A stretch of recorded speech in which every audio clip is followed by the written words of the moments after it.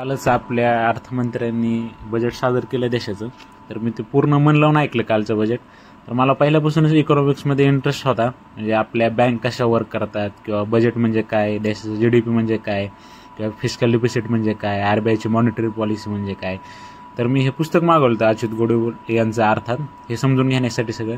तर खूप इंटरेस्टिंग पुस्तक आहे. एका स्टोरेजच्या फॉर्ममध्ये सगळं लिहिलेलं आहे. तर तुम्हाला मी दाखवतो. कुणाला जर इकॉनॉमिक्समध्ये इंटरेस्ट असेल तर त्यांनी नक्की वाचावं असं पुस्तक आहे. आणि ज्यांना UPSC वगैरे तयारी करायची तर त्यांना इकॉनॉमिक्स माहीत असणं गरजेचं आहे. त्याच्यात वेगवेगळे दिलेले आहेत, म्हणजे टॉपिक्स आहेत. तर त्याच्यात आपले बँकिंग बँक कशा चालतात वगैरे बरेचसे टॉपिक आहेत. जसं की अर्थशास्त्र ॲडम स्मिथ आहे, जे की ज्याने वेल्थ ऑफ नॅशन हे पुस्तक पण लिहिलेलं आहे, त्यांच्याबद्दल माहिती आहे. मार्क्सबद्दल पण भरपूर सांगितलेलं आहे.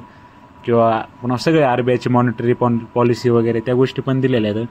आणि वेगवेगळ्या अर्थशास्त्रांबद्दल पण माहिती दिलेली.